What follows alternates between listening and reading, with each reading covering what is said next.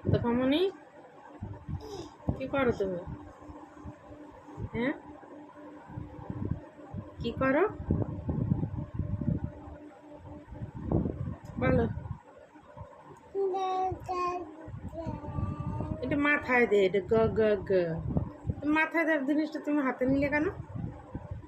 মাথায় দিলে তোমার সুন্দর লাগবে না? ইট।